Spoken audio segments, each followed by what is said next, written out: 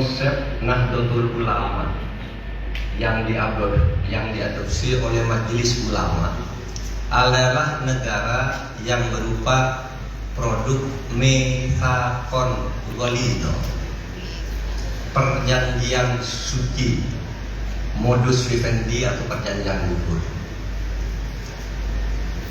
Disebut Darul Mitsaq, negara hasil kesepakatan. Siapa yang bersepakat? Yang bersepakat itu adalah seluruh bangsa Indonesia, yang unsurnya adalah suku bangsa yang jumlahnya 1360 dan pemeluk agama yang beragam.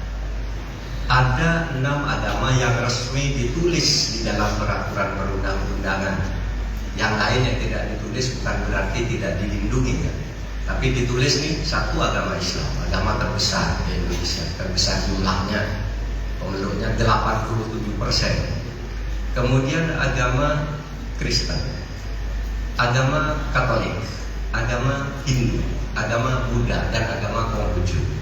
Ini yang membuat mitsaqon ghalidh kalau dilihat dari sudut agama. Dulu para pemeluk agama ini bergabung mendirikan negara, lalu lahir Darul Mitsaq, negara kesepakatan. Kalau dilihat dari sudut daerah, pada waktu itu jangan lupa ada 78 negara yang namanya kerajaan yang punya wilayah kekuasaan sendiri. Yang misalnya ada Kerajaan Mataram, Kerajaan Kasunanan Surakarta, Kasunanan Pakubuwono, Pakualaman, lalu Badaruddin Mahmud di Palembang. Ada 77 pokoknya. Itu bergabung membuat negara namanya Negara Kesatuan Republik Indonesia. Nah ini kemudian karena sebagai kesepakatan, negara ini lalu ditafsirkan sebagai negara inklusif kosmopolit yang penuh toleran. Negara inklusif kosmopolit itu sama kira-kira dengan negara yang dulu didirikan oleh Nabi Muhammad, negara Madinah. Dulu Madinah yang sekarang itu namanya Yathrib, suatu negara yang kurang beradab, saling caci maki di antara pemeluk agama yang berbeda, saling hina di antara yang miskin terhadap yang kaya terhadap yang miskin, eksploitasi, saling hina di antara perbedaan budaya dan sebagainya. Itu dulu di Yathrib. Datang Nabi Muhammad kemudian mengubah nama kota Yathrib itu menjadi Madinah. Apa Madinah itu?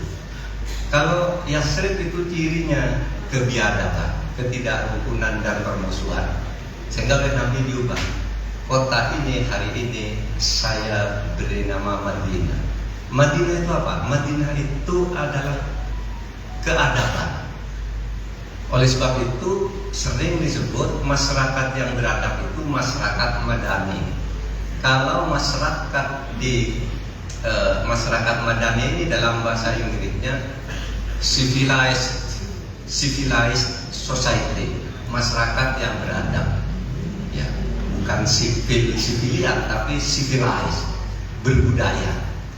Nah, Nabi Muhammad mencampur perbedaan itu di dalam sebuah negara Madinah, dalam sebuah piagam yang sangat terkenal, sama dengan proklamasi kemerdekaan kita, unsur-unsur dan substansi isinya.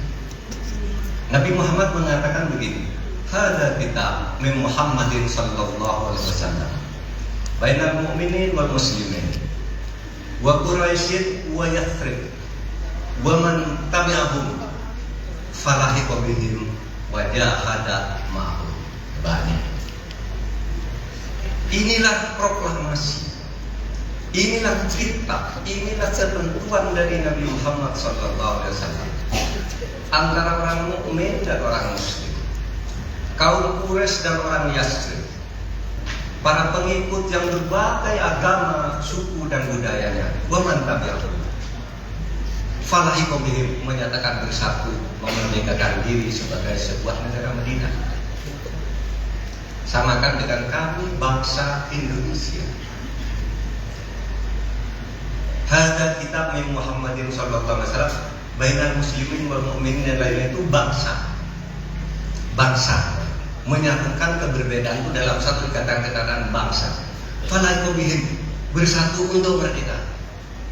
Wajahada mahub, dan berjuang untuk mengambil alih kekuasaan, melakukan pemindahan kekuasaan dengan cara saksama dan dalam tempo yang sesingkat-singkatnya. Saya takjub ketika membaca proklamasi kemerdekaan dengan piagam Madinah. Wahum ummatun wahidatun min dunin nas. Dan orang Madinah ini, negara Madinah yang beragam suku, ras, kulit, agamanya itu menjadi satu geopolitik di antara geopolitik di dunia. Kalau bahasa sekarang, wahum ummatun wahidatun min dunin nas. Mereka satu kelompok manusia yang punya tujuan-tujuan sendiri, kesamaan cita-cita untuk bersatu mempertahankan sebuah negeri yang bernama Madinah. Kita mempertahankan negeri sebagai negara merdeka yang bernama Indonesia. Sehingga jarang orang berpikir siapa tuh yang dulu menulis proklamasi kemerdekaan. Tentu kalau sejarahnya yang menulis teksnya itu adalah Panitia 9. Pada tanggal 18 Juni mereka berkumpul, lalu saling sumbang-sang, gimana caranya kita merdeka? Gini aja, proklamasi kami bangsa Indonesia. Ada yang dicoret, ada yang nulis kaum Indonesia coret.